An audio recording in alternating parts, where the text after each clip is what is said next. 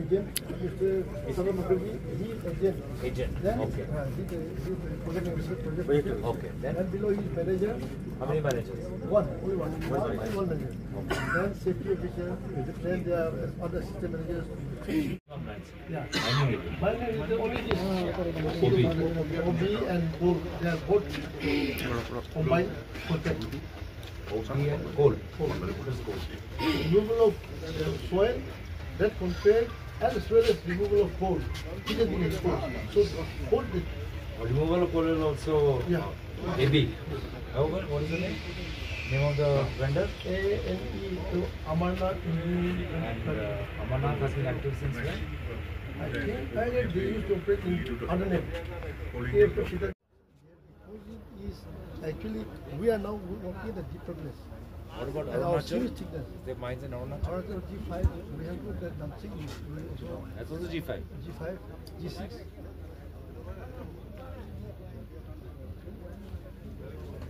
What is here? Can I see? Yeah, this is the 3 major coal seams here, 20 feet, 7 feet and 60 feet. Seam thickness there is 60 feet, 40 meter, 15 meter, 20 feet, 5 to 6 meter and 7 feet, 5 to 6 meter. Seam gradient is 30 to 40 degree. Present strike length is 775 meter. সকলোৱে জানে যে কিছু মাহ আগতে ED enforcement ডিৰেক্টৰেটৰ এটা বিস্ফোৰক press release মুকলি হ'ল, য'ত তেওঁলোকে নিজে ক'লে যে অসম মেঘালয়ত অবৈধভাৱে কয়লা চিণ্ডিকেট চলি আছে। চিণ্ডিকেট শব্দটো এনফৰ্চমেণ্ট ডিৰেক্টৰেটে ব্যৱহাৰ কৰিলে। তদন্ত কৰাৰ সময়ত তেওঁলোকে উল্লেখ কৰিলে আৰু পিছত প্ৰেছ ৰিলিজ যোগেদি জনালে যে ফেক ইনভইচেছ বনোৱা যায় আৰু ফেক ইনভইচেছবোৰ যে বনোৱা যায় সেই উজনি অসমৰ কিছু মাইনিং অপাৰেটৰৰ নাম লৈ কিছু ফেক ইনভইচেছ বনোৱা যায়। প্ৰতিটো ট্ৰাকৰ পৰা 1.5 লাখ টকা সংগ্ৰহ কৰা হয় আৰু প্ৰতিটো দিন হাজাৰ হাজাৰ ট্ৰাক অসম মেঘালয় পাৰ হৈ যায়।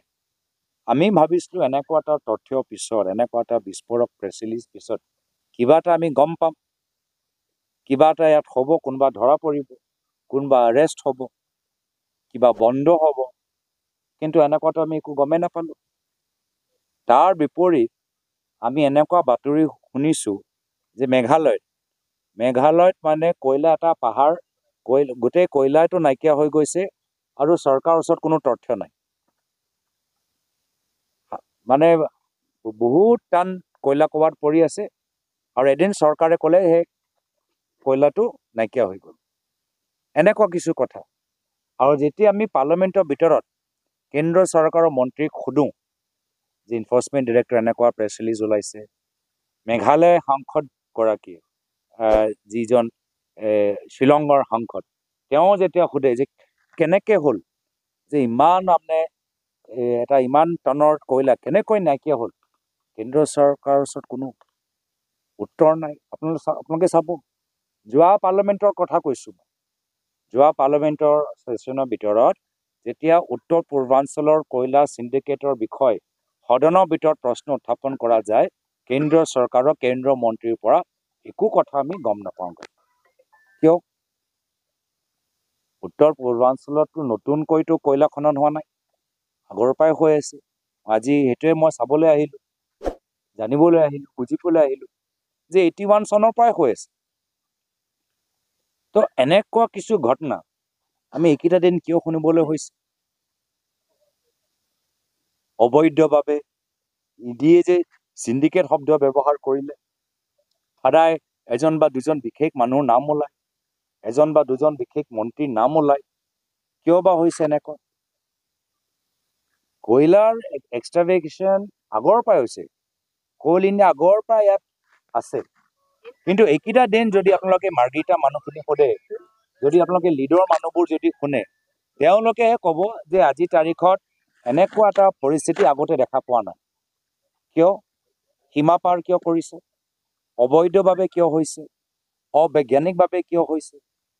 আজি ইয়াত আহি আমাৰ কিছু বিষয়াৰ লগত তেওঁলোকৰ কি SOP, তেওঁলোকৰ চেকছ এণ্ড বেলেঞ্চেছ কেনেকৈ কৰে, তেওঁলোকে কেনেকৈ নিয়ন্ত্ৰণ কৰে, ক'ৰবাত কাৰোবাৰ ভুল হ'লে তেওঁলোকে ভুলটো কেনেকৈ ধৰে, সেইখিনি মই বুজিবলৈ আহিলোঁ।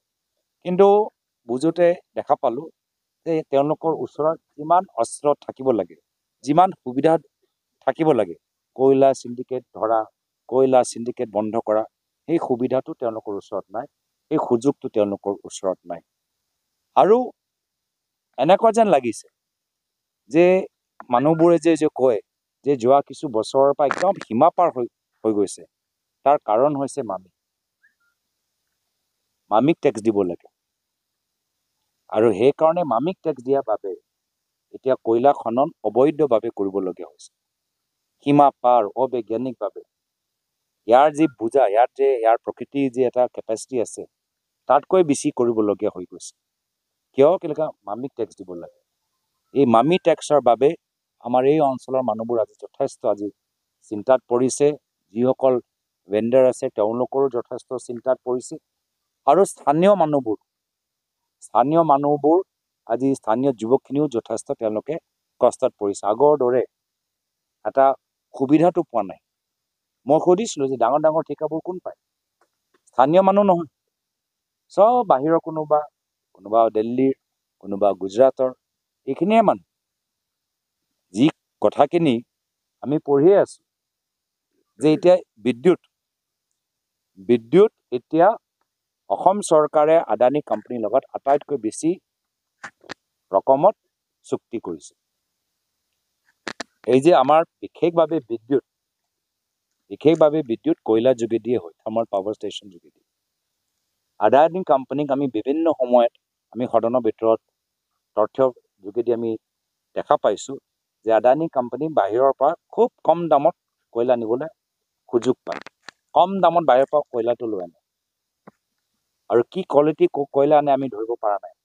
বহুত বিস্ফোৰক আজি বাতৰি ওলাইছে যে অন্যতম কোৱালিটি কল কেতিয়াবা আদানীৰ জাহাজত দেখা নাপায়, কিন্তু সেইটো আকৌ যেতিয়া বিক্ৰী কৰে, ভাৰত চৰকাৰকে যেতিয়া বিক্ৰী কৰে, বেছি দামত বিক্ৰী কৰে। আৰু যেতিয়া সেই কয়লাৰ পৰা যেতিয়া আকৌ বিদ্যুৎ উৎপাদন কৰি চুক্তি কৰিব লাগে ৰাজ্য চৰকাৰৰ লগত, সেইটোও বেছি দাম। কোনফালে গৈ আছে অসমত আমাৰ থলুৱা মানুহ, থলুৱা উদ্যোগ, থলুৱা ঠিকাদাৰৰ কিবা কাম কৰিবলৈ এটা সুযোগ পাবনে? নে গোটেইখিনিয়ে গুজৰাট পৰা চলি থাকিব? গোটেইখিনি আদানীক হাততে আমি অসমখন চম্ভালি দিবলৈ বিচাৰিছোঁ। এয়া হ'ল পাৰ্থক্য। আৰু সেইকাৰণে আজি বহুত ক্ষেত্ৰত থলুৱা ঠিকাদাৰবোৰ, এই যিকোনো ক্ষেত্ৰতে হওক, জল জীৱন আঁচনিৰ পৰা এই আমাৰ মাৰ্ঘেৰিটাৰ, তিনিচুকীয়া থলুৱা ঠিকাদাৰবোৰ, PWD হওক বা অন্যান্য বিভাগ হওক, সকলোৱে কৈছে যে এখন চৰকাৰ থলুৱা মানুহক, থলুৱা ঠিকাদাৰবোৰক অন্যায় কৰিছে। আৰু আমি আজি এটা সভাত ক'লোঁ যে পৰৱৰ্তী দিনত যেতিয়া কংগ্ৰেছৰ নেতৃত্বৰ চৰকাৰ আহিব, থলুৱা উদ্যোগ, থলুৱা ঠিকাদাৰৰ ওপৰত আমি বেছি গুৰুত্ব দিম, তেওঁলোকক বেছি মৰম কৰিম। কৈছোঁ যে ইয়াত এনফৰ্চমেণ্ট ডিৰেক্টৰেটৰ প্ৰেছ বাৰ্তালাপ যোগেদি যি চিণ্ডিকেটৰ কথা ক'লে, য'ত ফেক ইনভইচিঙৰ কথা ক'লে, সেইবোৰ ধৰিবলৈ বৰ্তমানৰ ইয়াত যিবোৰ বিষয়বোৰ আছে, ধৰিবলৈ তেওঁলোকৰ ওচৰত বেছি সুযোগ নাই, অস্ত্ৰ নাই। সেইটোৱে আমি গম পাই গৈছোঁ। বাকীটো গোটেইবোৰ তথ্যটো আমি আপোনালোকৰ পৰা আমি গমেই পায়ে থাকোঁ। গমেই পাই আছোঁ যে ইয়াৰ মানুহবোৰ কেনেদৰে মামি টেক্স দি আজি একদম চিণ্ডিকেটটো আগতকৈ আৰু বেছি বাঢ়ি গৈছে। আৰু থলুৱা মানুহখিনি নহয়, উদ্যোগটোৰ ভিতৰতো যি বৈধভাৱে যি চলি আছে কামখিনি, তাতো থলুৱা মানুহবোৰ নহয়, চব বাহিৰৰ মানুহবোৰ আজি সুবিধাবোৰ পাই আছে। চাব পৰা নাই আৰু বেছি আমি আলোচনা কৰিব পৰা নাই। কিন্তু এইটো লৈ আমি পৰৱৰ্তী দিনত আপোনালোকৰ মাজত আহি আৰু তথ্য সংগ্ৰহ কৰিবলৈ আমি চেষ্টা কৰিম। আজি মাত্ৰ এটাহে উদ্দেশ্য আছিলে যে EDয়ে যে কয়লা চিণ্ডিকেট উল্লেখ কৰিলে, তাৰ ওপৰত ইয়াত কেনেদৰে ফিল্ডত কি চলি আছে, ধৰিবলৈ কি অস্ত্ৰ চৰকাৰী বিষয়াৰ ওচৰত আছে, বা চিণ্ডিকেট কিয় বৃদ্ধি পাইছে, মামি টেক্স দিয়াৰ কাৰণে চিণ্ডিকেট কিমান বৃদ্ধি পাইছে, সেইখিনি তথ্যবোৰ ল'বলৈ আমি আৰু সেইখিনি কথাবোৰ জানিবলৈ আজি ইয়াত আহিছোঁ। কৈছোঁৱে যে আজি আমি মাত্ৰ যিখিনি কম সময়ৰ ভিতৰত যিখিনি তথ্য আমি ল'বলৈ আহিছোঁ, সেইখিনি আমি উদ্দেশ্যটো আপোনালোকক অৱগত কৰালোঁ। পৰৱৰ্তী সময়ত আৰু আলোচনাৰ যোগেদি আপোনালোকৰ অনুভৱী মানুহ, আপোনালোকে ইয়াত ইতিহাসৰ পৰা চাই আছে কি হৈছে, কেনেকৈ হৈছে, কংগ্ৰেছৰ দিনত কিমান হৈছে বিজেপিৰ দিনত কিমান বাঢ়িলে সকলোৱে আজি ছেটেলাইটত সেইখিনি কথা দেখা পায় কি কেনেকৈ হৈছে থলুৱা মানুহবোৰ সুবিধা পাইছে কংগ্ৰেছৰ দিনত পাইছে নে এতিয়া পাই আছে সেইখিনি কথা আপোনালোকে মোতকৈ বেছি ভালদৰে জানে তো সকলোৰ লগত স্থানীয় ৰাইজৰ লগত আলোচনাপন্থী আমি আলোচনাৰ যোগেদি ৰাইজে কি বিচাৰে সেইটো আমি পৰৱৰ্তী সময়তো এটা প্ৰক্ৰিয়া চলাই থাকিম আমি পুনৰবাৰ কৈছোঁ যে যেতিয়া আমি স্থানীয় ৰাইজ ইয়াত আমাৰ যিখিনি ৰিটায়াৰ্ড অফিচাৰ যিবোৰ আমাৰ ছিনিয়ৰ এক্সপাৰ্ট ইয়াৰ যিসকল লোকেল আমাৰ জ্ঞানী লোকেল উদ্যোগ তেখেতৰ ইণ্টাৰেষ্ট চাই তেখেতৰ লগত বহি কথাখিনি পাতি দিছপুৰত কোনোবা এজন ৰাজনীতিবিদৰ লগত নহয়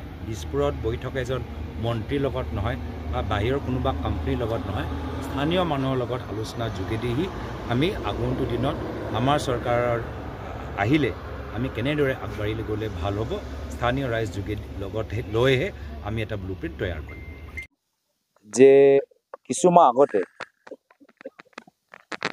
এনফৰ্চমেণ্ট ডাইৰেক্টৰেট তেওঁলোকে এটা তদন্ত কৰিছিল অসম মেঘালয় অবৈধ কয়লা চিণ্ডিকেটৰ সম্পৰ্কত আৰু সেই প্ৰেছ ৰিলিজত বহুত বিস্ফোৰক তথ্য আছিলে এনফৰ্চমেণ্ট ডাইৰেক্টৰেটৰ নিজৰ প্ৰেছ ৰিলিজত তেওঁলোকে চিণ্ডিকেট শব্দৰ উল্লেখ কৰিলে তেওঁ ক'লে যে ফেক ইনভইচেছ বনোৱা হয় আৰু প্ৰতিটো ট্ৰাক পৰা প্ৰতিদিন 1.5 লাখ মান টকা সংগ্ৰহ কৰা হয় ইয়াৰ পৰা বাহিৰলৈ যায় কোনো নধৰে পিছত